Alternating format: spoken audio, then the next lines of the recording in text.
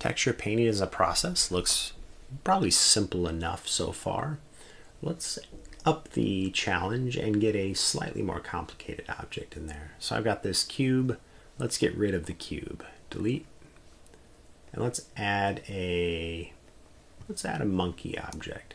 This monkey object has a lot more polygons, a lot more geometry, a lot more detail, but also just more surfaces that I think we'd want to paint and make cool, interesting colors. Pop over to the Texture Paint tab if you would. And notice that the monkey already has its UVs laid out pretty nicely. But it doesn't have a map applied or anything else that we know we have to do to get this process to work.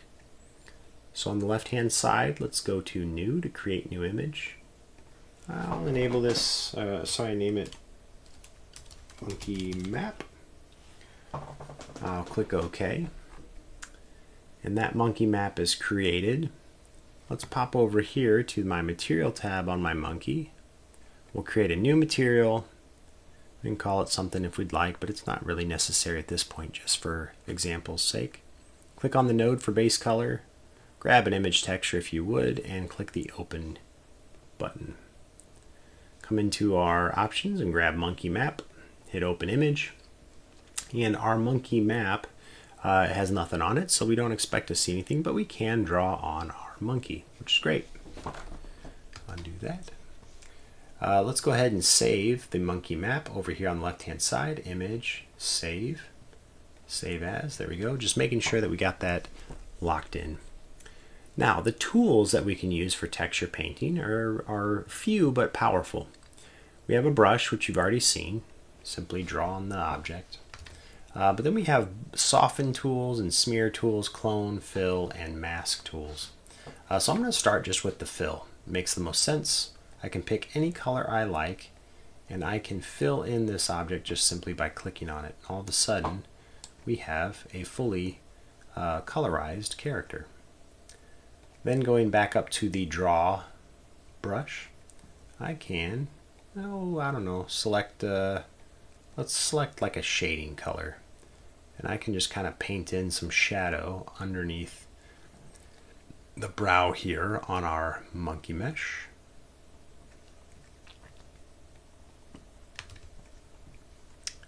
We have some options. We have mix, darken, multiply. We have all the settings that we probably would find from something like Photoshop or After Effects.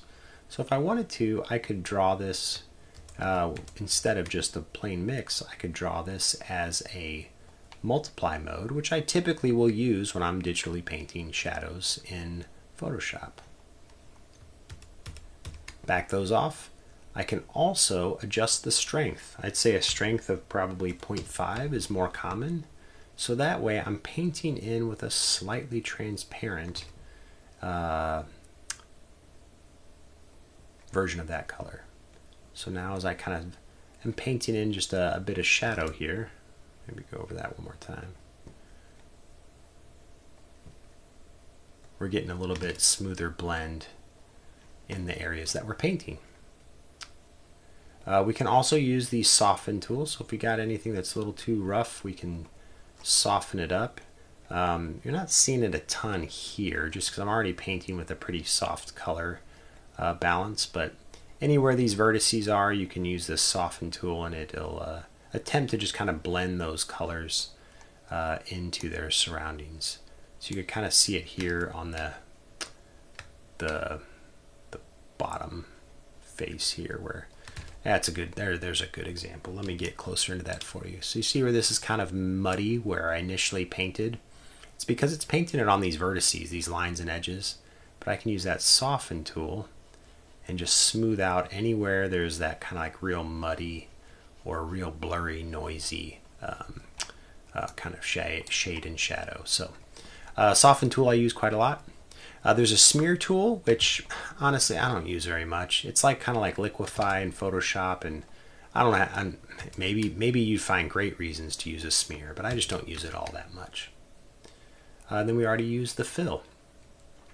So using brushes to paint on your textures probably just makes good sense. With your experience in Photoshop and other tools of such type, you can probably kind of figure out the rest on the brush tools yourself. However, I wanted to show you the ability to paint with a texture, which is a little bit unique to Blender, before we wrap up this video. So it's over here on the right hand side. There's a drop down for texture, and right now it says new. There's nothing in there, but if I hit plus, it's going to allow me to click into the options and open up a texture to paint with. So I could paint with this iron dark gritty texture, for example, or wood or what have you. Click open image, and then as a mix mode, this texture filled in with this color is going to feed into my texture, my object. So I can really just paint concrete, iron texture all over this mesh just by drawing on it, which is really nice. It's really nice to do. So like say you were going back and doing more of your like environment modeling or something, and you want to just kind of like paint grass on the ground. This could be a really great technique to just painting a texture onto the ground in various places.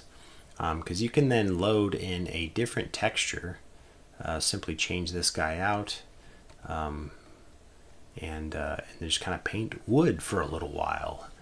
Or again, thinking about the environment example, you could paint dirt and stone and rock and all kinds of other materials to create some really complicated and nice and really attractive results. Don't forget to save your map. Right now, all of the changes that I've been making are not saved to my map, so I have to do image, save, or save as, and make sure that I'm saving that monkey map one more time. So let's just go back and do that to make sure that that's being saved.